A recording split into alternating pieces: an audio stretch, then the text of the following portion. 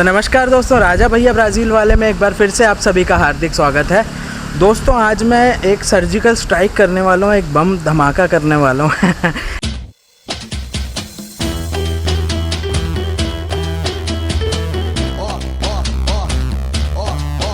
ठीक है दोस्तों, तो एक मैं बहुत अच्छी खबर लेके आया हूँ आप लोगों के लिए। बहुत ही इंटरेस्टिंग खबर है, बहुत ही मस्त खबर है। ठीक है, एक और नया कैटेगरी आई है जिसमें आप रेसिडेंस ऑथराइजेशन अप्लाई कर सकते हैं, मतलब रेसिडेंस परमिट अप्लाई कर सकते हैं ब्राज़ील में। ठीक है, वो ये कैटेगरी है जैसा आपने थंबनेल और उसमें पढ़ा होगा टाइटल में। अगर आप प्रॉपर्टी में इन्वेस्ट करना चाहते हैं तो भी आप कर सकते हैं। ठीक है, लेकिन उसकी शर्तें हैं वो मैं पूरा लॉ आपको बता देता हूँ। मैं उसको जो लॉ है, रिजोल्यूशन है, उसको मैंने इंग्लिश में जो है अपने वर्ड्स में करके, ताकि आप लोगों को अच्छे से बता दूँ। मैं पूरा लॉ मैंने कर दिया है, पूरा लॉ मैं बताने वाला हूँ। पूरा रिजोल्यूशन जो आया है, आप प्रॉपर्टी ख़रीद सकते हो ब्राज़ील में, प्रॉपर्टी इन्वेस्टमेंट कर सकते हो ब्राज़ील में। इन्वेस्टमेंट है, सिर्फ ख़रीदना नहीं है, मतलब उसमें से कुछ इनकम होनी चाहिए या जॉब क्रिएट होना चाहिए। ठीक है, और उसका जो सोर्स है, जो आपका जो रिसोर्सेज है, मतलब आप किस पैसे से ख़रीदोगे। यहाँ आके आप करोड़ों कमाने के बाद ख़रीदोगे? नहीं खरीद सकते। आपका जो सोर्स जो है प्रॉपर्टी ख़रीदने का, जो इन्वेस्टमेंट है, पैसा है, वो सोर्स जो है एक्सटर्नल ओरिजिन से आना चाहिए। मतलब वो बाहर की किसी कंट्री से यहाँ ब्राज़ील ट्रांसफ़र होना चाहिए, चाहे आप इंडिया से करो, पाकिस्तान से करो, बांग्लादेश से करो, किसी और से करो। ठीक है, तो ये है। और वो जो प्रॉपर्टी इन्वेस्टमेंट है वो ये कैपेबल होना चाहिए, जॉब्स क्रिएट हो जाए या तो कुछ उससे अर्निंग स्टार्ट हो जाए ब्राज़ील में उस प्रॉपर्टी से। ओके, तो आप अर्बन एरियाज़ में ख़रीद सकते हो प्रॉपर्टी ऑफ अमाउंट इक्वल और greater than 10 lakh Brazilian real. 10 lakh Brazilian real का हो प्रॉपर्टी या उससे ज़्यादा अमाउंट की प्रॉपर्टी आप ख़रीद सकते हो, जो होगी आज के एक्सचेंज रेट के हिसाब से 2,72,000 USD। बहुत बड़ा अमाउंट है, बहुत बड़ा। और अगर हम उसकी बात करें इंडियन रुपीज़ की, तो वो हो जाएगा 1,95,00,000 इंडियन रुपी। ठीक है, तो यहाँ ये हो गया, फिर बहुत ज़्यादा इन्वेस्टमेंट है वो। 2 करोड़ की प्रॉपर्टी बाहर, फिर वही है, बिल्डर हो, कोई बहुत बड़ा बिजनेसमैन हो, है ना। उसकी मतलब करोड़ों की अर्निंग हो रही हो हर साल, तो बात है फिर। तो ऐसे जो मिडिल क्लास लोग हैं कि भाई हैंड टू माउथ है, अपना कमाया खाया हो गया, घूम लिया उसमें, वो मुश्किल हो जाएगा। ठीक है, उसमें नहीं खरीद सकते, बहुत बड़ा इन्वेस्टमेंट है। ठीक है, और अभी क्या है, या तो आप अंडर कंस्ट्रक्शन प्रॉपर्टी ख़रीद सकते हो या फुल्ली कंस्ट्रक्टेड भी ख़रीद सकते हो, नो इश्यूज़ एट ऑल। तो इसमें जो हैं 2 सेक्शन, इसमें पहला वाला सेक्शन वही है कि acquisition of property, acquisition of constructed property. Second है acquisition of property under construction. तो दोस्तों इसमें एक और रूल है, जो अमाउंट है 10 लाख रियाल का, वो 30% लेस हो जाएगा, मतलब 7 लाख रियाल हो जाएगा अगर आप प्रॉपर्टी ख़रीदते हो नॉर्थ में, नॉर्थ ब्राज़ील में या नॉर्थ ईस्ट में। ठीक है, नॉर्थ ब्राज़ील तो कचरा ही है पूरा, इसीलिए कम कर रहे हैं। ठीक है, गड़बड़ है, वो अच्छा नहीं है, डेवलप नहीं है उतना। ये जो साउथ ईस्ट है, जिसको जो है साउथ ईस्ट जो है अपना, जो साओ पाउलो रियो, ये बेटर है। कुर्तिबा जो है और वो साउथ में फिर है। तो ये अगर आप नॉर्थ या नॉर्थ ईस्ट में ख़रीदते हो तो हो जाएगा आपका 30% कम।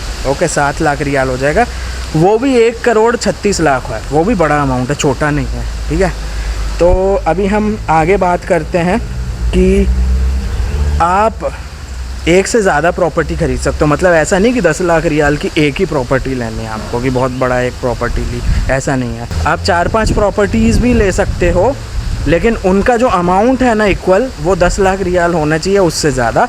और जो प्रोप्राइटरशिप है, जो ओनरशिप है, वो आपके ही नाम पे होनी चाहिए। मतलब ऐसा नहीं कि भाई मैंने एक अपने पे ख़रीदी, एक मम्मी के पे ख़रीदी, एक पापा के पे, एक वाइफ पे नहीं।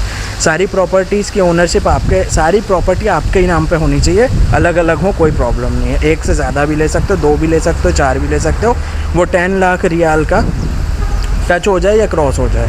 ओके, और इसमें जो आपका रेसिडेंस परमिट है वो एनालाइज़ करेगी लेबर मिनिस्ट्री। आपको लेबर मिनिस्ट्री में अप्लाई करना पड़ेगा इसका जो रेसिडेंस परमिट है।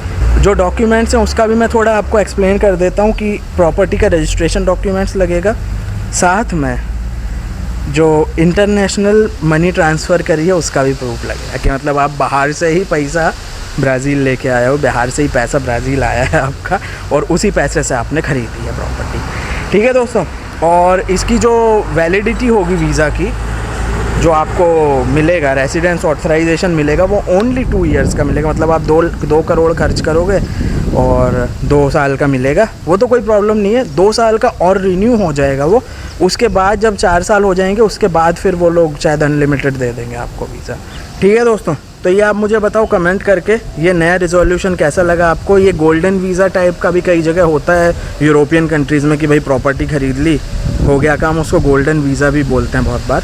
वो ब्राज़ील में भी आ गया, अच्छा है, चेंजेस हो रहे हैं, लॉ नए आ रहे हैं। तो दोस्तों ये जो रिजोल्यूशन है उसकी लिंक मैं डिस्क्रिप्शन में डाल रहा हूँ। पूरा रिजोल्यूशन पोर्तुगीज़ में है, ओके, और उस रिजोल्यूशन को आप खोल लो, ट्रांसलेट करके पढ़ लो। ठीक है, नहीं तो अगर मैं नहीं डालूँगा तो फिर आप लोग मुझसे पूछने लगोगे कैसे करना, क्या करना है। वो रेजोल्यूशन डाल दे रहा हूँ, खोल के पढ़ लो। ठीक है, जो पहचान वाले उनको भी पढ़ा दो, और यही है, और इसमें कुछ भी नहीं है। तो आप लोगों को समझ में आ गया होगा, कमेंट करके बताएं। आप मुझे ये भी कमेंट करके बताओ कि आप इन्वेस्ट कर सकते हो इतना और ले सकते हो। ठीक है, तो दोस्तों मैं एक छोटी सी एडवाइस भी देता हूँ कि ये बिज़नेस भी बहुत अच्छा है, प्रॉपर्टी में आप इन्वेस्ट कर लो, रेंट पे चढ़ा दो, बहुत ज़बरदस्त रेंट आता है रियो में, साओ पाउलो में, ऐसी जो सिटीज़ हैं। ठीक है, तो अगर आप ये बिज़नेस करना चाहते हो, उतना इन्वेस्टमेंट है 2 करोड़ का आपके पास, तो बहुत बढ़िया है, बहुत शानदार रेंट आता है, कई हज़ारों में रेंट आएगा, कई हज़ारों रियाल में आपको रेंट मिल जाएगा, है ना। तो वो है, मतलब आप ऐसा कर सकते हो कि भाई हमने 4 प्रॉपर्टी ख़रीद ली, 3 को हमने रेंट पे चढ़ा दिया, 1 हम खुद रह रहे हैं, इसमें भी प्रूव हो जाएगा गारंटी से। या फिर आप कमर्शियल स्पेस ख़रीद सकते हो, ठीक है, या फिर आप ऐसा कुछ स्पेस ख़रीद सकते हो कि बहुत सारे रूम हैं, उसके हॉस्टल्स बना दो, होटल भी बना सकते हो आप। फिर ऐसा स्पेस भी ख़रीद सकते हो, मतलब बिज़नेस भी कर सकते हो, होटल बना ली भाई, है ना, वो जो होती है उसको जो लॉजिंग बोर्डिंग जो बोलते हैं ना, लॉज टाइप की, तो वैसा भी बना सकते हो आप। तो ये है, तो अगर किसी के पास पैसा है और वो कुछ अच्छा खासा इन्वेस्ट करके अपनी प्रॉपर्टी खड़ी करना चाहता है, इन्वेस्टमेंट करना चाहता है, तो वो भी अब पॉसिबल है ब्राज़ील में। तो दोस्तों इससे रिलेटेड कोई भी क्वेश्चन हो मुझे कमेंट करो, कमेंट से बेटर है फेसबुक पेज पे मैसेज करो, है ना। कमेंट पे क्या बहुत, फिर आप, मैं कुछ एक कहूँगा फिर आप और रिप्लाई करोगे, तो एक बहुत बड़ी कन्वर्सेशन कमेंट में हो जाती है। तो मुझे फेसबुक पेज पे www.facebook.com/ब्राज़ील वाले या राजा भैया ब्राज़ील वाले सर्च कर लो, फेसबुक पे मैसेज करो, कुछ भी क्वेश्चन हो मैं आपको जवाब दे दूंगा। और यही है, इसके अलावा कुछ नहीं है जो मैंने चीज़ें बताई। ठीक है दोस्तों, तो मैं आशा करता हूँ कि आपको वीडियो पसंद आया होगा। वीडियो देखने के लिए बहुत बहुत धन्यवाद। जय हिंद, भारत माता की जय, वंदे मातरम। सब्सक्राइब कीजिए राजा भैया ब्राज़ील वाले को, और साथ में साइड में जो बेल आइकॉन दिया है उसे भी दबा दीजिए, ताकि हमारे चैनल की सारी नोटिफिकेशंस आपको सबसे पहले पहुँचे।